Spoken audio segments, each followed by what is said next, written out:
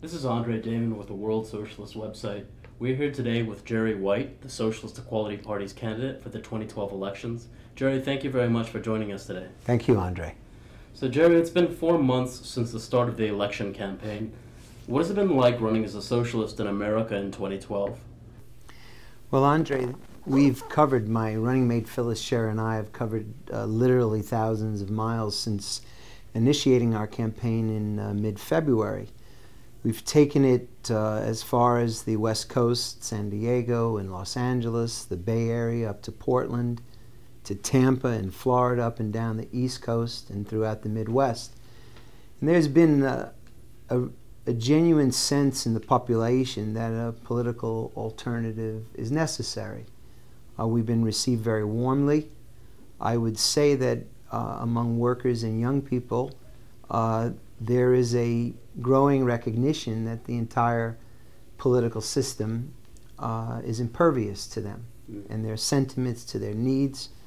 They hear official pronouncements of an economic recovery, but in their daily lives, the reality of the worst economic crisis of capitalism since the 1930s is apparent.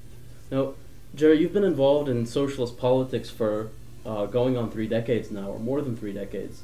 What are some of the changes that you've seen to people's consciousness during this time? Well, the experiences that we've had in going to speak to workers who are locked out at Cooper Tire in Findlay, and most recently the striking workers at Caterpillar in Joliet, Illinois, in fact did show a significant shift in the way workers look at the world, the way they look at politics. Idea of the American dream, of constant improvement, of social mobility, the claim that everyone is in the middle class in America. There are no classes. This has profoundly been impacted by social reality. In fact, several workers that we spoke to in Joliet used a reference to the Middle Ages when they were talking about contemporary American society. Several said it's like serfs and peasants and facing kings and lords.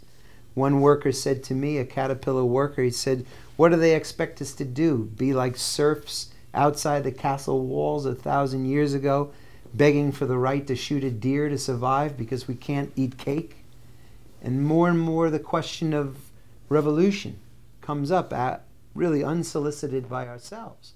Workers see that the entire political establishment is dominated by the wealthy, by the elites, with enormous power, who can exert their will over masses of people, and that the working class, akin to the serfs of before the French Revolution, are totally powerless. They have no say-so. And increasingly, there is a sense that an alternative is needed, that the masses of working people whose voices are not heard must be heard. And I think that we're more and more coming into contact and intersecting through our election campaign with that sentiment. Now, of course, when workers refer to revolution, it isn't a worked-out conception.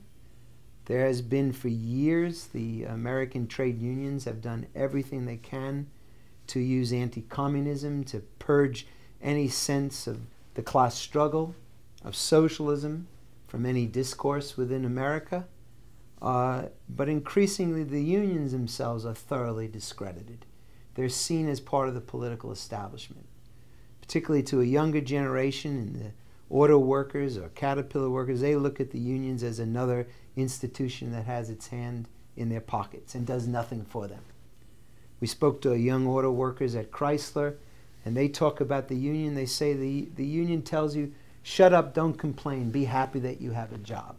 That you're working for $16 an hour and you can't even afford to buy the cars that you built. So I think there's a genuine oppositional sentiment that's building up. And we have, through a course of our election campaign, sought to explain a political program that represents the working class, that workers have to assert their own interests. Another example, a worker in Detroit at our meeting, she said to me, well, if you're elected, what's going to make you be any different than all the other politicians who promise this and promise that, and then once they're in office, defend the powers that be and get corrupted and so on? And I sought to explain that our campaign is not a conventional campaign. It's not about simply electing someone or voting for someone. We are fighting to build a party of the working class. The workers themselves have to take the initiative, have to fight to take political power in their own hands, and reorganize society in the interests of the vast majority, not the wealthy elite. So, Jerry, in your election statement, you say that the SEP is fighting to build a political party based on the working class and with a socialist program. We are the only party that is actually setting out to do that, to build a mass political party of the working class on the basis of internationalism and the principles of socialism. And, of course, that is a difficult challenge. That is a very real challenge. As I said initially, there's been years in which anti-communism has been the virtual religion. There is our own campaign, the bourgeois media, the news media, does everything it can to exclude any oppositional voices, let alone socialist voices.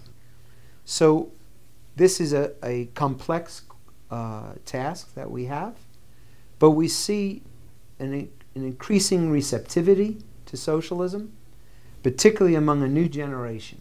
So, based on those experiences, what do you anticipate in the coming months? Well, I think that none of the social impulses that gave rise to the explosive upheavals last year throughout the world have gone away. In fact, they've intensified. The economic crisis in Europe, the lack of any recovery in the United States, now the downturn in Asia, means that we're just in another phase of the global downturn, a crisis of capitalism. And none of the real issues are being discussed in this election. What Obama or Romney plan to do once elected: massive cuts in Medicare, Social Security, further attacks on public education, and the escalation of war against Syria, against Iran, and ultimately against China. And whoever is in who wins the elections, whoever's in the White House next year, will conduct these attacks on the working class, and there will be resistance. There will be explosive resistance within the United States. We anticipate that.